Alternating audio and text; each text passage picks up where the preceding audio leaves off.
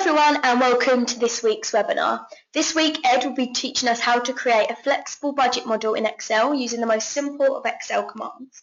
You will learn how to create a budget model that's tailored after your income statement, and Ed will also cover sales forecasts, bills of materials and bills of labour. Just want to say before the webinar starts, if anyone has any questions throughout the webinar, just pop them into the question box and we'll allow time for the questions every so often. So yeah, I'm going to hand over to Ed now and I hope you enjoy the webinar. Thank you, Sydney, and welcome all to creating a flexible budget Excel model. The learning objective today is to learn how to create a flexible budget model in Excel using the most basic Excel commands and following some very simple steps. You don't need to be an Excel expert. We'll only be using 9 basic Excel commands: copy, paste, sum, equals, plus, minus, multiply, divide, and the always friendly parentheses. And in the interest of time, I've already formatted some of the cells that we're going to be using, and I filled in some of the text, so we don't have to waste any time with that. So let us have first a quick review. We had last month a modeling in Excel webinar, and those of you that attended it probably remember this, but for the others, what is a model? Well, a model is anything that is used to calculate, forecast, or estimate financial numbers. How complex are models? Models can range from a single simple formula to very complex computer programs. And I will illustrate that very quickly with a model that we used when we did our last session. And we built the simplest of all models, one variable, but it has all of the prerequisites. We had an objective to determine the total cost of shirts sold based on various levels of cost per shirt. We had variables. The cost of one shirt was the variable. We had constants, the number of shirts sold. We said it was going to be 100 shirts. We had a relationship. The cost of one shirt multiplied by the number of shirts sold equals the total cost of shirts sold. And the assumptions that we had to make the one assumption was that the number of shirts sold is 100. So the model was a model because we were able to put 5 in here in this case, and that would multiply 5 times 100, which was the formula of the model. If we put 10 in here, it would come out to 1,000. Therefore, it is a model, as basic as it is. How are models used in business? Well, most commonly in financial forecasting and what-if scenarios. What if we launch product A in January as opposed to March? What if our rent gets raised by 50%? What if we buy our own building instead? That type of thing. And but mostly really forecasting profit and loss and other financial statements in conjunction with business plans and loans, that type of thing. Okay, so let's review very quickly a couple of typical models that we looked at the last time. Another model that we looked at was one that was store-bought, so to speak, where you did the financial projections you needed for a business plan. And what we did is we input our different products. You can put product C here if you wanted to, and then you could put the amount here for that product, etc. Then we put the cost for each of the products, the units per product, the labor, other variable costs involved, and then here we had other things like how much capital we were going to need, how much for inventory, how much to make these molds. From that, we generated financial statements, pro forma financial statements, forecasts, and it was very easy to just change, you know, if your banker said instead of product A being able to sell for $4.95, what if you have to sell it for $2.50? We just plug that in, and we got a new financial statement all the way across, balance sheet, profit and loss, and cash flow. And then finally, we did a model that was pretty sophisticated. This is custom made. This model has so many variables. We were asked to put together a model that would enable a manufacturer to very, very accurately forecast the cash flow requirements that they would have based on a sales forecast primarily. So this particular page you're looking at is part of a huge model. This for product A, for example, here, they had 40 different products. All the pages came together and formed the financial statements. Now, the yellow is the places where we will require input. So we had to put in the sales price, we put in the cost. Then we had a key factor in their situation, which was lead time. They needed to place orders for raw materials to make their products. And that was critical to time when they had to order and how much. So we would put in the lead time here, then we would forecast how many units they would sell. And I left here a lot of the stuff, all this red stuff you would not see normally. That would be hidden, but just to show you how complex this is. So you would just see the yellow and the blue. And this goes all the way down here, where then it asks what percentage of the sales price is going to be received at the time of sale. In this particular case, we had 50. We could easily change that to 25%. Then we asked how many days from the sale date would you get the rest of the money. Now, based on those two numbers, we were able to derive cash flow from sales. And you can see that here.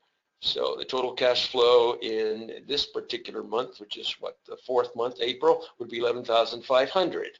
Now, conversely, we were able to do the cash outflow based on the percentage of the cost that was going to have to be put down at the time of the order. In this case, 25, let's say 30%, and the number of days after the order is placed when the balance had to be paid. That's 40 days. So this gave you a very clear picture of what your outflows were. All this other red stuff down here is just to illustrate how many calculations had to be done. This was pretty sophisticated, but it was able to pinpoint their cash flow amazingly well. So before we actually start working on a budget right now, are there any questions at this time? If so, just write them down there for Sydney, and she will shoot them to us.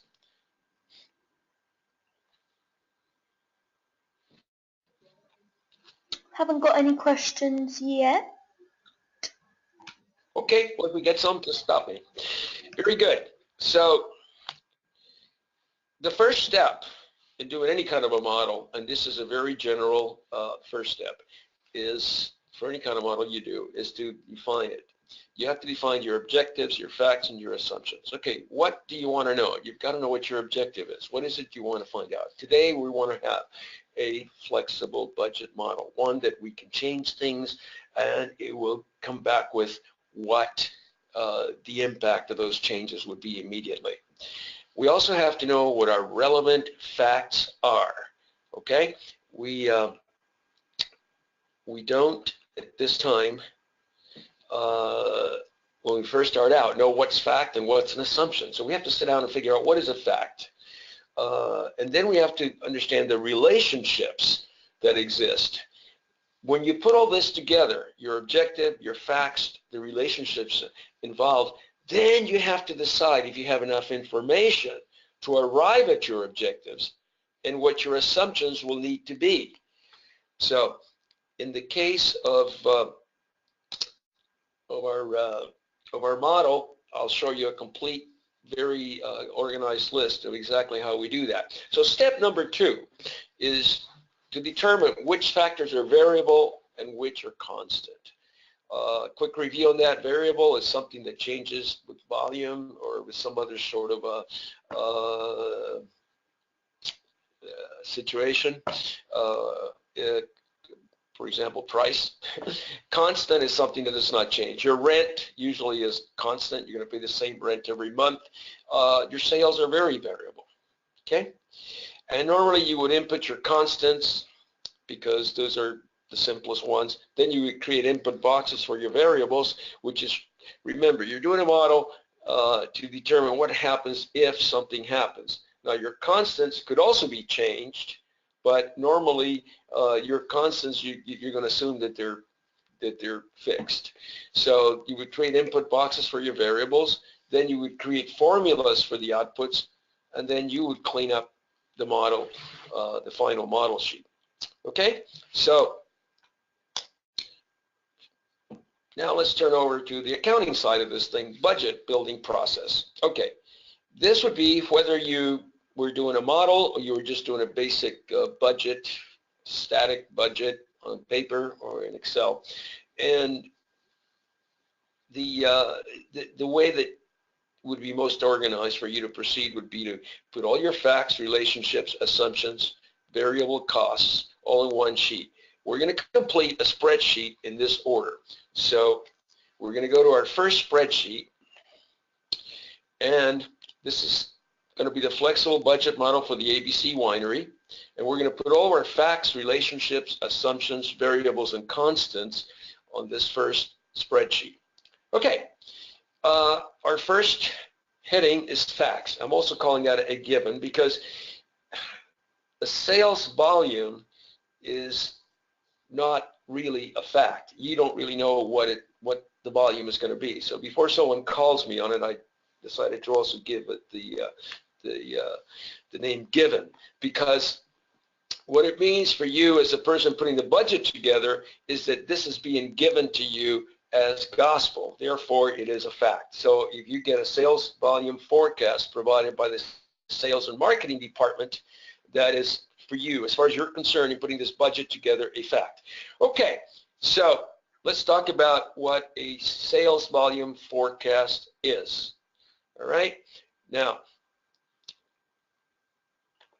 it is a document where you list the different products or services. Now, this is a winery, so we have 4 types of wine here.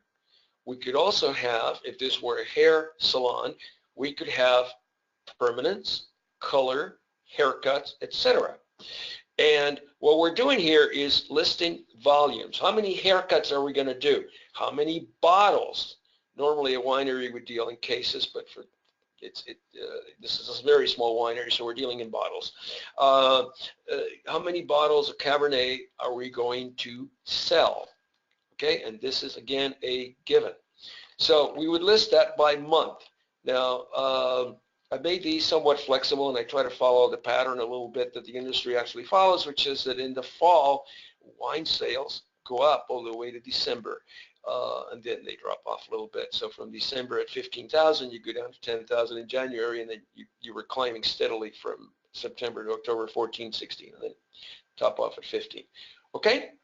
So are there any questions on a sales forecast? Well, first let me say this before we open it up for questions. Well, you can start submitting your questions if you like, of course. You may not have a sales department. You may be a sole entrepreneur, or you may have one person that is your salesperson, or even a sales staff, but they're not people that can put together budgets or sales forecasts. So the sales forecast in this case was prepared by a sales department, but that could be you. Now, it's also possible that you do not have all of this detail. Now, in this case, we're assuming that these numbers came from past history that the company has kept, records, accounting records, and you say, well, this year's going to be about the same as last year, and we use the same numbers. Or you could say, well, this year's going to be a little bit better because whatever reason, and you change those numbers. So if we don't have all this data, that doesn't mean you cannot do a flexible budget. That just means you're going to have to use totals. You're going to say, well, we're going to sell 145,000 cases of Cabernet, we're going to sell 27,400, and you're just not going to be able to go month by month on that. Or you can even take the $145,000 total and divide it by 12, and then just put the same amount on each month, so you can get an idea what the budget is. And that brings me to a very important concept. The budget is nothing more than an estimate. It's an estimate, and the better the estimate, the better decisions you're going to be able to make, but it's just an estimate. In fact, if you didn't have any of these other numbers, you could even say, well, last year we sold 326,000 cases, and just use that or divide that by 12. Okay, any questions on the sales forecast volume at this time? Nope, haven't got any questions yet. Okay, good deal. All right, so then we go back to our fact sheet. The second thing we have, and by the way, the sales volume is a variable. I'm putting here constant versus variable because we said that that was important, remember? The sales price forecast. This was sales volume. This is sales price forecast. This is, again, in this case, provided by the sales and marketing department or by you. And here we go. Now, before I get into this, something that will make your life very easy, particularly if you have a complex budget, is to keep all of your columns and your lines the same as much as you can throughout the different spreadsheets. So, for example, if I want to go to April, it's G on this sheet. It's going to be G on this sheet. If I want to go to Zinfandel, it's line 10 on this sheet. It's line 10 on this sheet. It's going to be line 10 on this sheet. Okay? So, makes it very simple. So here again, we are predicting what our prices will be based on whatever data we have, and we have a different number for each month for each product. Again, you may not have the data, you may not have the time, and you may just say, you know what, Cabernet is going to be 16 all year long, Zinfandel is going to be 8, etc. Or you can say, you know, I'll just take the average of all products. If I sell 100 bottles of wine, it's 12 times 100, period, because I just don't have the time to mess with this. I put a couple of little things here just so you can see the kind of things that you would build into this. The first one is on the Zinfandel, number 2. The price will be down in the autumn for marketing promotion. We're going to put in a marketing promotion, so in September, the price goes down, and then again, we're going to try to make it up in December. Another one is on the Chardonnay. Chardonnay price will be up in May for new and improved bottle. We think by doing that, we're going to be able to bring that price up a little bit. Okay? And again, our average for all products is 12. So, if we go back to our spreadsheet control here in the budget building process, we have looked at our facts and relationships, number 1, our sales forecast volumes by product, number 2, our sales forecast pricing by product. So now we have to calculate what our revenue is going to be. At this point, we should probably pause and see if there are any questions. Nope, no questions still. Sydney? Okay, we're going to finish early today. You get to get on the tube early, huh? Budgetary sales, or budget, excuse me, sales revenue. That's the next spreadsheet. And this one is one we're going to work on. And it's pretty simple. And it's calculated as opposed to given. And when you have a lot of spreadsheets, it does help you to keep that straight. So what we're going to do is we're going to figure out what our revenue will be for Cabernet Sauvignon in January. And to do that, it's a very simple formula, right? Price times quantity. So we come over here to our volume, and we say we're going to sell 10,000 bottles. We multiply that by our price of 15, and voila, we have 150,000 in revenue for Cabernet. Now, because we were very diligent in setting up the sheet totally uniform with throughout, the 3 sheets are the same, we're able to take this and we're able to copy it and make the whole thing work with a couple of commands. So, well, this isn't pretty, so we'll get rid of it.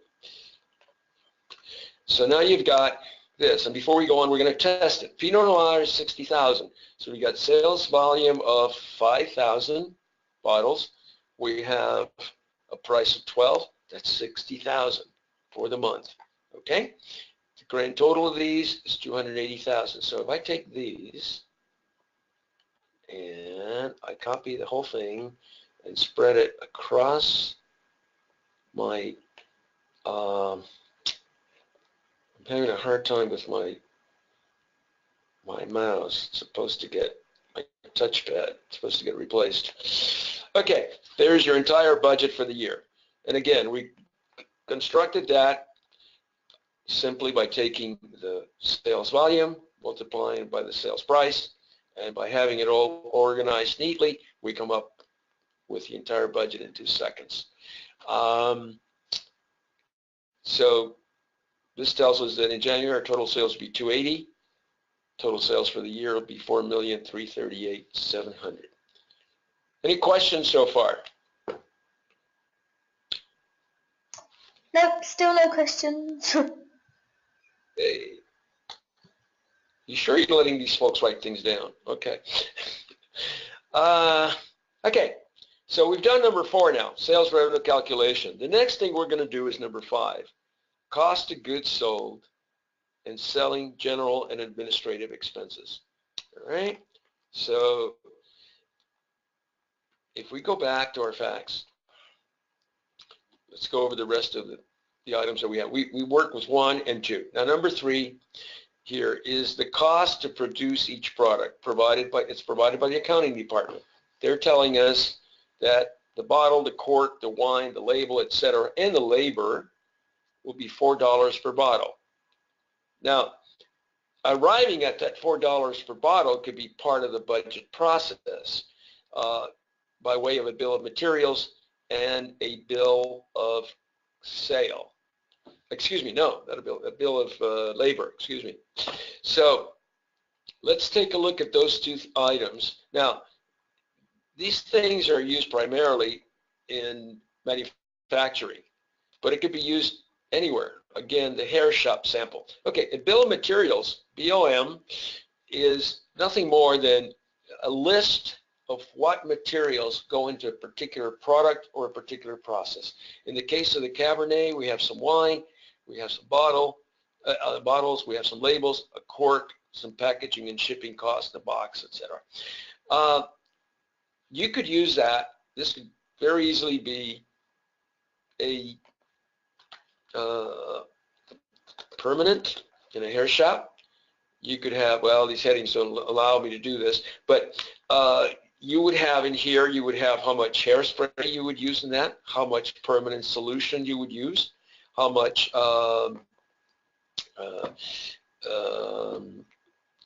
shampoo you would use, etc. So you would just detail out what your materials for that particular process or product would be. If you're in a fast food restaurant, this could be a hot dog. You would have the cost of the buns, the cost of the hot dog itself, the cost of the condiments, the cost of the little wrapper that it goes into, that type of thing.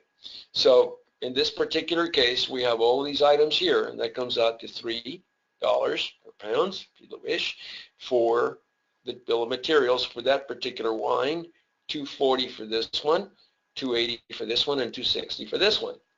Okay, now, the labor side of that, the BOL, and it's a simplified version, and I'll tell you why in a minute here, is how much labor goes into each bottle, okay, of the product. So to make a bottle of Cabernet, to blend it, and this is a concept that's not familiar to everyone, but you don't just take a barrel of Cabernet and pour it into bottles. The wine master has to come in, and he has to taste what he's got. He has different wines brought in from different barrels. He mixes it all up until he achieves the flavor that he wants, and usually they try to be pretty consistent so that the brand always tastes the same when people open a bottle of their product. So the blending labor is the highest here, 78, and the Cabernet takes a little more blending than the others. It's a little bit of finer wine.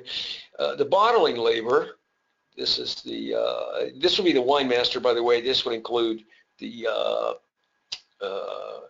people that open the barrels, bring them the samples, and get through the whole process with them. You even have to wash all the glasses by the time he's done tasting, that type of thing. It's a fascinating process if you've never seen it. You're going to a winery sometime. So in any event, this is where the bill of labor is simplified here. a true bill of labor would include a number of different jobs. You would have the wine master. You would have the wine master's hourly pay rate. Next to that, yeah, in fact, why don't we just do one here quick here, we have the time.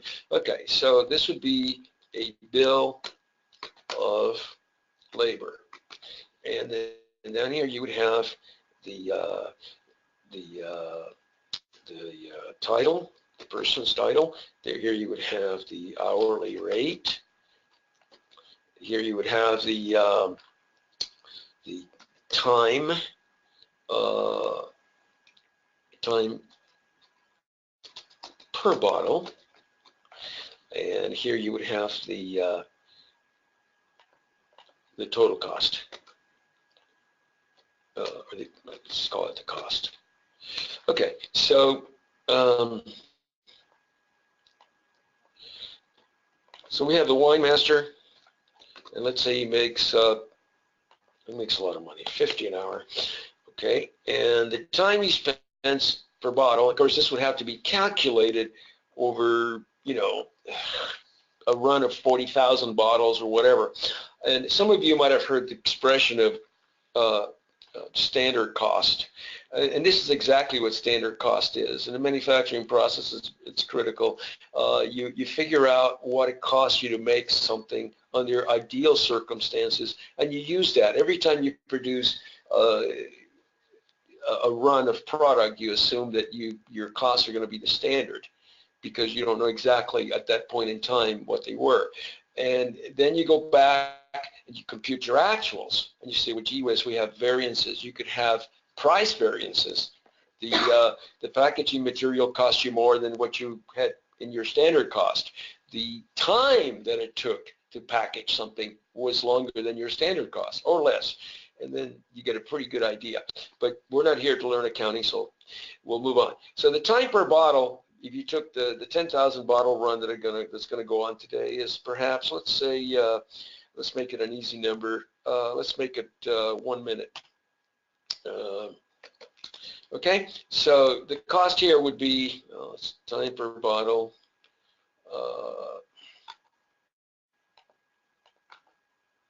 This way, in minutes.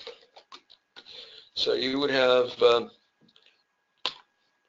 1 minute. So your cost here is going to be the 50 hourly rate divided by 60 minutes, because you took 1 minute. So there's your cost, 83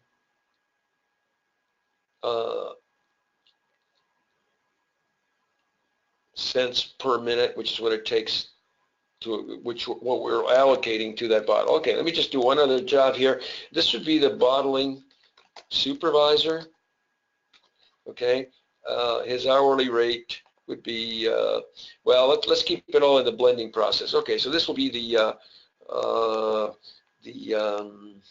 let's call it the guy that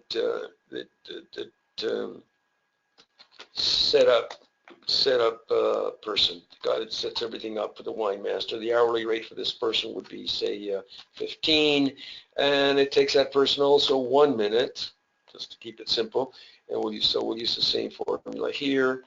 We'll take the hourly rate divided by a minute, and we'll get that. So you would list all of the jobs down here, and then you would come to a grand total where you would take the sum of all those costs, and you would say, okay, the blending labor is 1.08 per bottle. Okay, any questions on that, or does anyone need more detail on this? We have the time. Stephanie says, what is the difference between a budget and a forecast? And a full F-U-L-L cost? Forecast, sorry. Forecast, I'm sorry, F-O-R-E. Okay, okay, a forecast and a budget have something in common, in that they're both estimates into the future of financial data, okay? And you could almost change the words, use the words interchangeably, but the budget has more of a formal So we say in a business environment, you have more of a formal, taste to it. A formal, when you talk about the budget, it's something that was passed at one point, and we're trying to stick to the budget. We're over budget. We're under budget. But again, you could be over forecast or under forecast. So technically, the way you prepare them, there is no difference. Okay, it's just one is a little more formal than the other, and it's just given that name. Does that answer your question, Stephanie?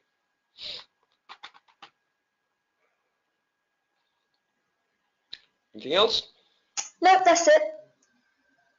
Okay, so let's go back to our sample bill of materials and work. So here we got, we ended up with 108, but in our example, we ended up with 78 cents.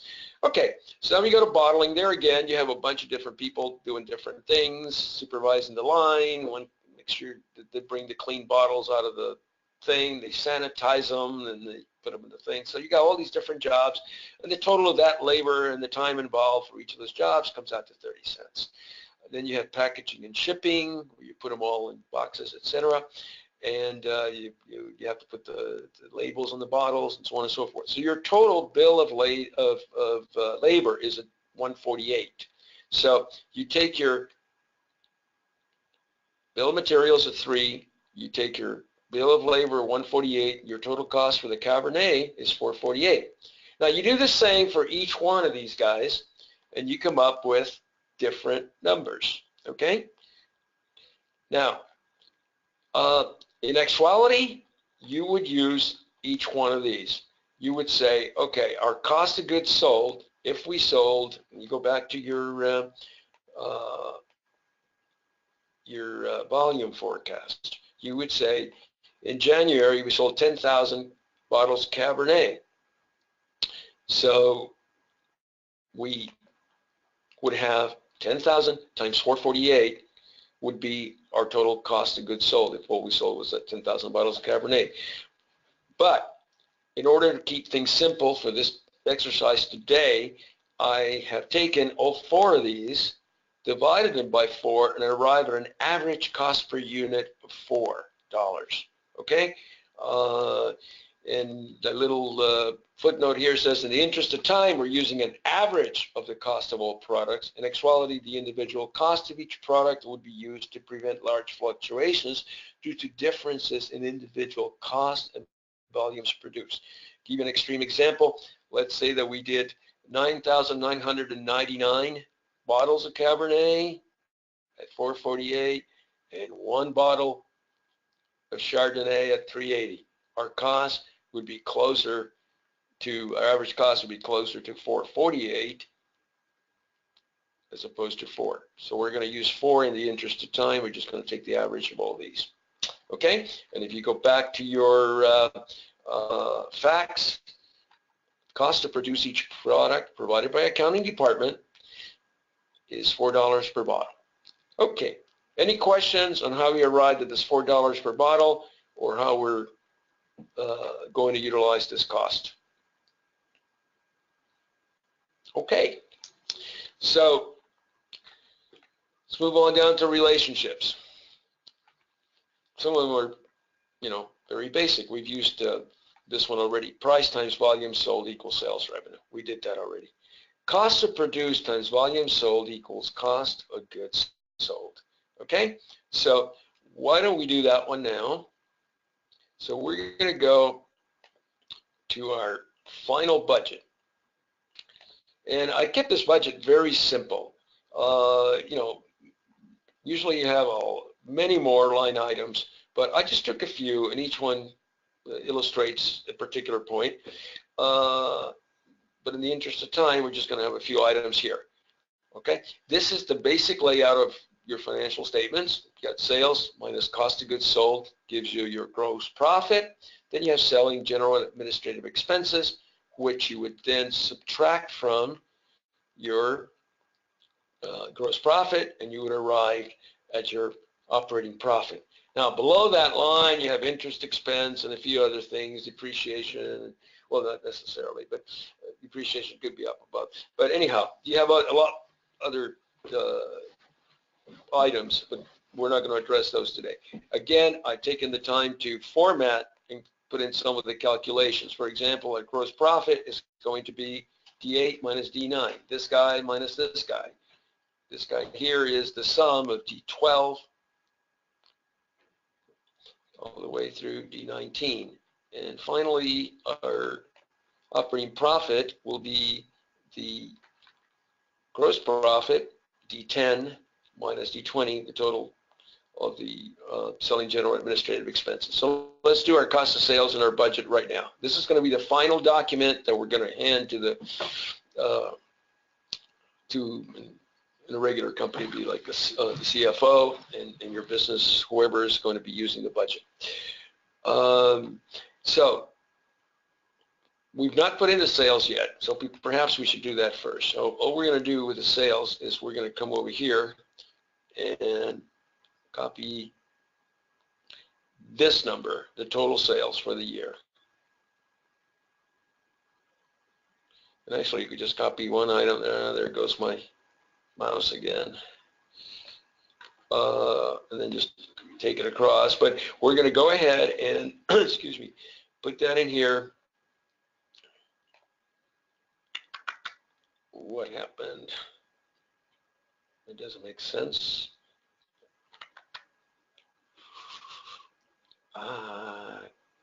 Budgeted sales revenue. Okay, I see the problem. We're going to have to use those as a gift, as opposed to actually computing them. Excuse me. That what you really should do here is, yeah, let's do it right. We got time. What you really should do here is you go to your sales revenue and you take that number, and then you go here and you copy it across. And here we go with the mouse. My apologies. Lost it.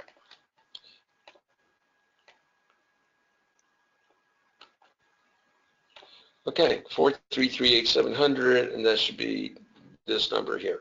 Okay, so now we're going to go to our final budget again for the cost of goods sold, and the number that we're given is $4 pounds per bottle. Remember, we went through that whole thing with the average cost and so on and so forth, and accounting gave us a number of $4 for cost of goods sold per bottle. So we're going to take that and we're going to multiply times our volume, which is our sales volume forecast. So it's going to be this. Now, we're not making a distinction between how much it costs to make this one, this one, this one, or this one. We're just going to, we're just going to say $4 for everything. So that's all we got to do. So there's that number. You can see the wine business is very profitable. These numbers are not actuals. Don't go buy a winery based on my numbers. These are just estimates that I just pulled out for this exercise. Okay, so our costs are $1,304,800, and if we want to prove that, we should go back here to our sales volume forecast, take the total here and multiply that by 4, and there is 1,304,800. So we know that it came across right. Okay, so we now have our gross profit. All right, so now we're going to do the rest of these. At this point, I'd like to stop for questions.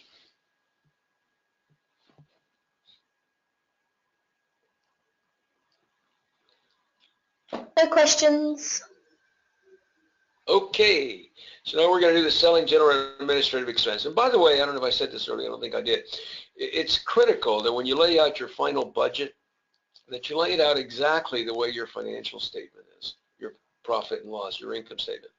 Because what you want to do is you want to take these numbers and put them alongside your financial statement, actual numbers for the same period, and then you want to calculate a third column, which is your variance. Did you do better than budget or worse than budget? Okay, so let's go to our sheet here where we're doing all this. Well, actually, I skipped a step. I had done it there. I had the $4 per bottle here. We already calculated that, so we can just move on. Okay, let's take a look at what I did here. In the interest of time, I took all the different items that came from our facts, such as the rent. Monthly rent will be $12,000 until May, when a 3% price index adjustment per the lease will take place. And I call that a semi-constant because it's constant, but it's got one step change. So I took that information and I converted it to this red text here. We were given $12,000 per month and a 3% increase in May. So let's do that. That's $12,000 here. And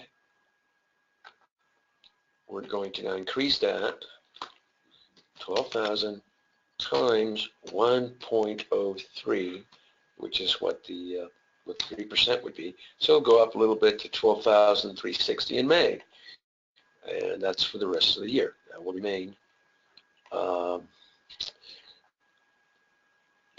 at that number. Okay, so now we go back here to our facts again, and let me bypass a couple of these. It might make it a little bit quicker if we do that. Let's go this way.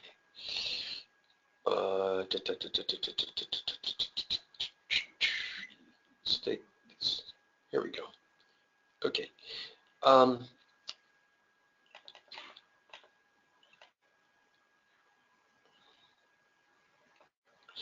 Okay, so we'll have our facts right next to the other.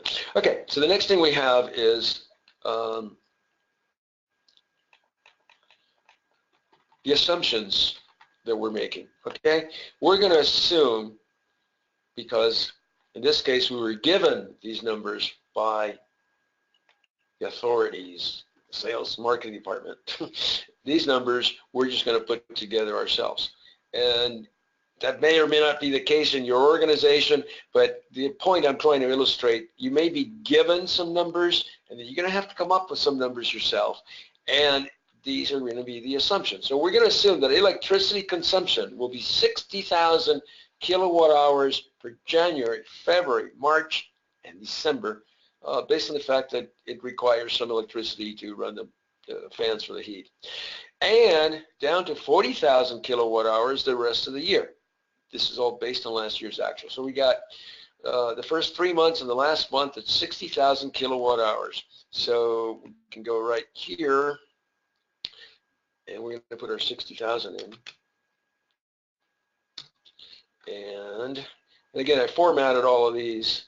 I think April was 60,000, was it not? Let's take a look.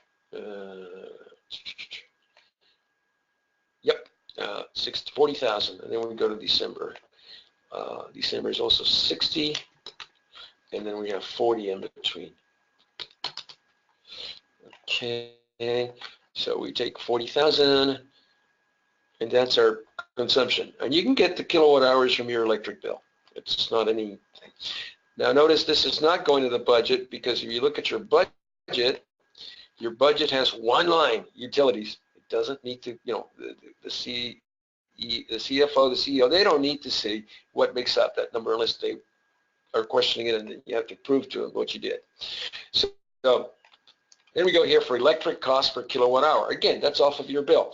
And our given was that the cost of electricity will rise in April from 7 cents per kilowatt hour to 7.5. Okay, so we go to April, and we're going to do 0.075, and then we're going to do these three here, 0.07, 0.07, and 0.07, and then we're going to take April, and the cost of the electricity went up for the rest of the year. Sorry about this thing. Boy, oh boy, as it gets really stubborn. We're setting a record here. Here we go. And now we lost it. Okay.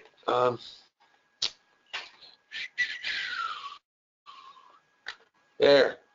Okay, so now we have how much electric we're going to use, what it's going to cost us. So the electric cost is a kilowatt hours times the cost. Now we could have listed that as one of our relationships, but it's pretty elementary, so I skipped it. So we're going to take this cost times our volume of electricity, calculate the cost. That's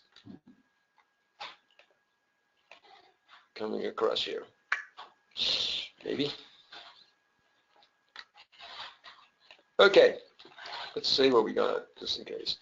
Now, the next line is other utility. It's given as $5,000 per month. So what we have here is the cost of other utilities be a constant $5,000 per month based on last year's actual and no price increases expected. I don't know in Great Britain or Australia if you're able to forecast your price increases in utilities. In America, for the most part, we can. If you have to do a little bit of homework, but you can actually see if they have to ask for a rate increase, and you can say, well, if they get it, this is what it's going to be, and you use that. If they don't get it, this is what it's going to be, and you can take the worst case scenario, assume they're going to get the price increase. Okay, so the other utility is $5,000 a month. This number should go all the way across. Let's go this way. It seems like this thing works better when it's going that way. There you go. Okay, and again, these are not going to the final budget. What is going to the final budget is the total of our electric, the total of the other utilities. So now we got that plus that. So we got 9,200 here, and we're going to come across, and we got 101,000. So that set of numbers, this whole column, okay, in fact, we can copy all of these right here. So we have to fool with it. Can actually go to the final budget. So here's our utilities. That didn't work. Okay.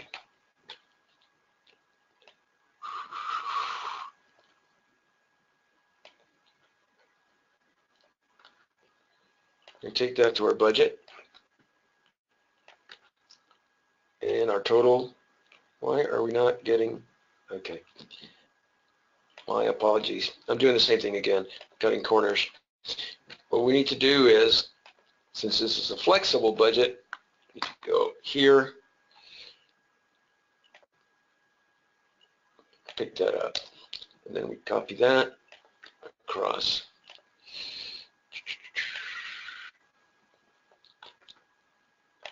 There we go. So now we're going to move on to the next fact, which is the cost, the payroll, and other than cost of goods sold portion. Okay, what are we saying there? The payroll, other than that, what's in this $4, because that was back in the, remember, that was in this labor for all these people.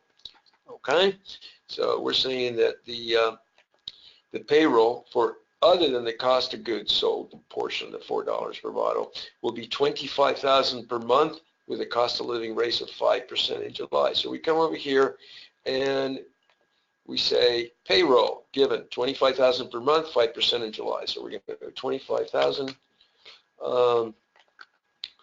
here through June, and then in July we're going to say equals to. Let's do this a little differently than we did it up above with the other number. We're going to say 25,000 plus 5% times 25,000. Okay, so that's 26,250. It's a long way around, but the other one we did it the short way, and I want to make sure that we didn't lose anybody there. Okay, so there's our payroll. Now, the next thing we have is that the payroll taxes and benefits will remain a constant 20% of non-cost of goods sold payroll. In other words, 20% of that 25. And the cost of goods sold amount, the $4 per bottle, included in cost of goods sold. Labor cost is already included. So this is only on this amount here. And it's going to be a flat 21%. Now, I've got a question mark here because it is a variable cost, but it will remain at 20%.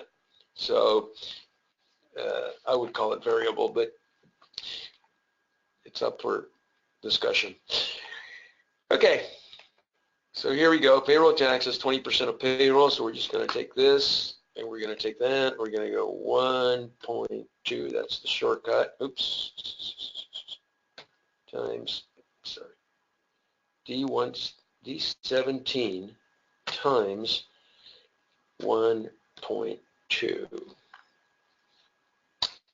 And it's 30,000. So that's not correct. I'm sorry. 0.2 times D17, 20%. Okay, 5,000. Okay, so we go back here, plug those in, and it's 61,000. Now, we're going to move down to the next line item, which is a constant insurance, will be 30,000 per year. Now, some companies will just take that number and charge the month in which they pay it. If you're a strict cash basis accounting company, that's what you might do. But it really distorts things because it makes that month look a lot worse than the rest of the year. That insurance is good for the 12 months.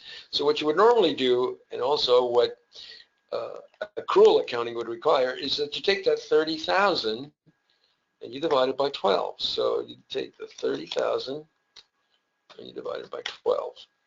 And that is $2,500 a month. And we should end up with a 30,000 at the end of the year. Not again. Here we go.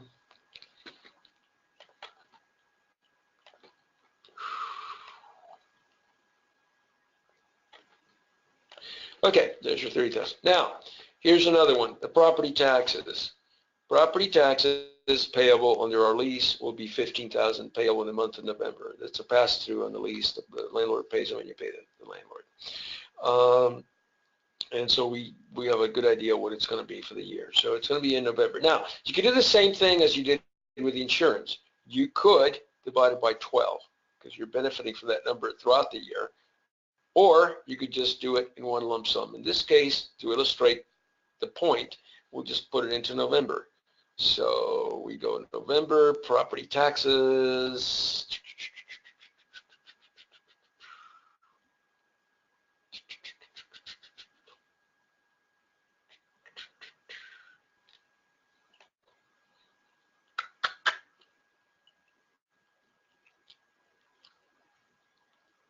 $15,000.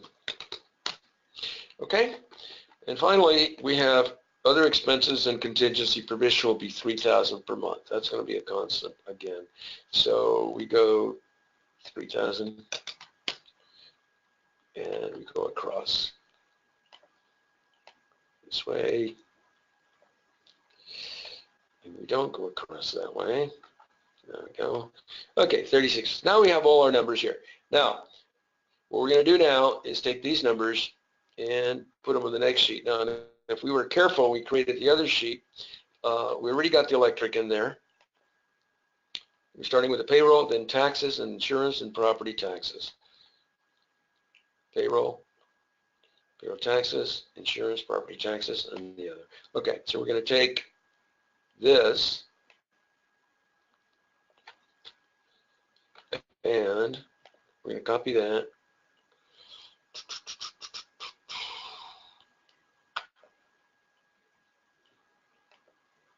Put that here. And we're going to take that, we're going to take this and populate the rest of it.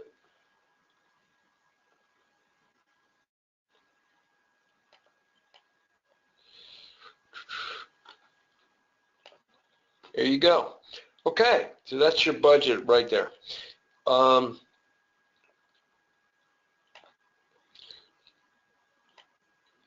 we made a little footnote about the property taxes that have been not allocated to each month. Instead, they are being shown in the month paid in order to illustrate a one-time expenditure, in case any purist sees this. So what we now have is our completed budget. It has the sales, and as a quick review, let's go back and remember how we did all this. The sales came from budgeted sales revenue, which is, it's over here now, budgeted sales revenue, okay? And this is the number we got. And that came up as a result of adding all these up. And these numbers each came from the sales volume forecast times the sales price forecast. Sales price and sales volume, okay? Then we did the cost of goods sold, and what we did here is we took $4 per bottle times our sales volume forecast, these numbers, the total, and again we assumed that all of these cost us $4 to produce, even though our sample bill of materials and our sample bill of labor showed that the costs were quite different, and the volumes being as different as they are, it would be, in actuality, this would be a much different number. But to simplify the thing and to make sure we do this within an hour, we use $4. So then we computed our gross profit by subtracting the cost of goods sold from our sales. Now, the rest of these, we could go over them again, but they're just, you took your assumptions and you put them in here. For the utilities, maybe that one we should go over a little bit. Remember, we took our kilowatt hours. You could do this for gas, you could do it for water, number of gallons times the cost per 1,000 gallons or whatever. You get your kilowatt hours consumption-wise. You've got your cost per kilowatt hour with a price increase, and there's your cost. You added the other utilities to that, which was a fixed cost, and you ended up with your total utilities. Your payroll, we put in a raise here, so we put each month until July when the raise took place, 5%. Taxes were 20% of payroll across the board.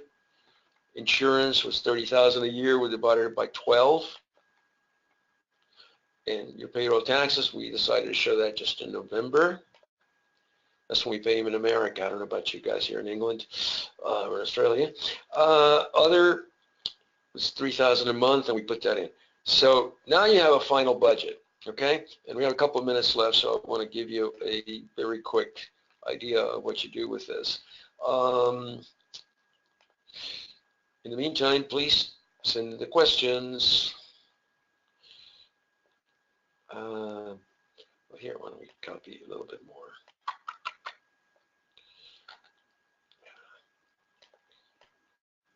No questions, Sydney?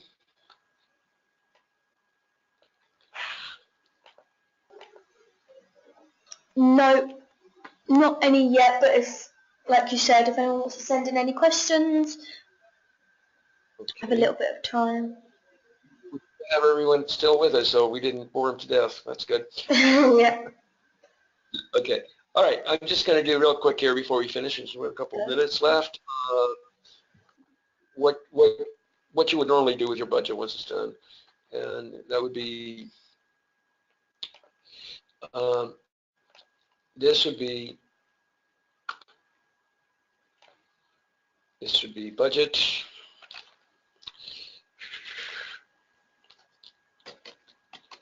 And all I did here was I just took the January budget, and let me take all this here and see if I can unmerge that, merge that, and merge it. There we go. And this would be actual. Okay, and now let's actually, let's do this. There we go. Okay, and this would be your variance.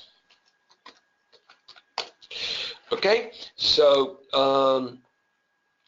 what you want to do is you come in with your sales. Let's say that in January we actually had, and again, remember we did the budget exactly the way that your financial statement would be. And that would enable you to come in with your financial statement and say, okay, my actual was 300,000. So let me format that real quick. No, that's not what I want. This is what I want. Okay, no, that's not what I want. There. Okay, 300,000. So my variance is going to be equal to, and this is where it gets tricky. And if you ever do this, watch it. You just got to think it through common sense wise. You say, okay, did I do better than my budget or worse? If you did better, it's a positive number. If you did worse, it's negative.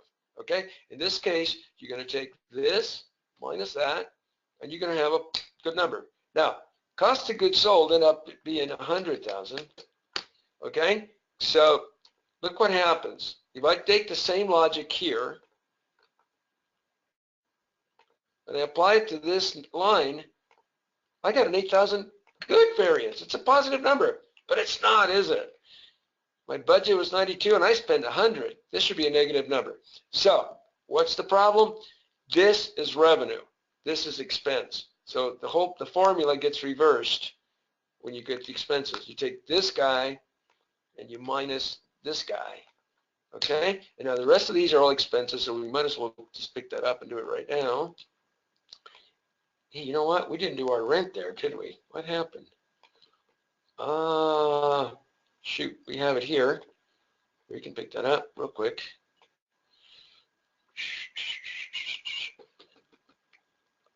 Final budget equals 12. My apologies.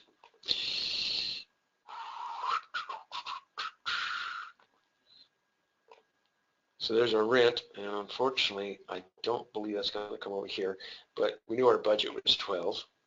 No, it went up, didn't it? No, January's 12. Okay, we're doing January, so we're good.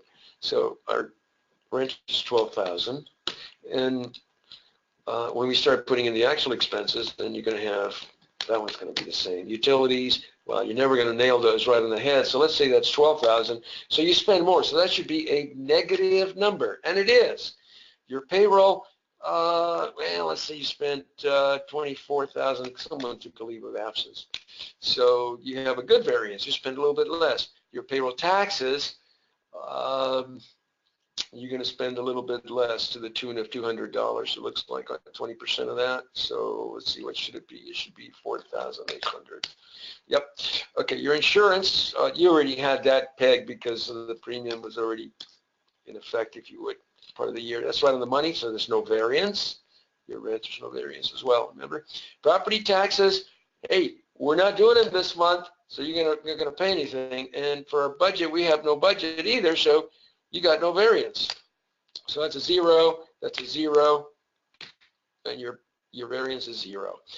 For other, you did 2,300, so you show a positive variance, there's your 700. Now for these, of course, it's just a matter of doing the same exact thing here. Copy, paste, and again, I did this on purpose real quick, we're running out of time, but I wanted to show you that this doesn't just automatically happen. You have to realize that this gross profit has to be looked at as what? It's a revenue, because gross, it's a credit. Okay, just take that as your cue. Okay, so we go here, and now that makes sense. Okay, we had 200,000, which is better than 188. So we have a 12,000, which is made up of 20,000 one way, 8,000 the other. Down here, this one is a piece of cake because they're all the same. There's no negative and positive. So the only trick is up at the top. You get your 57.6, 56.7. You got a 900 different, which is the difference to the 12, set 2.7 is 900, 1,000, and the 2,800. So this is the only area where you have to be careful with your variances. Okay, that's all I got for you today. Any questions about anything at all?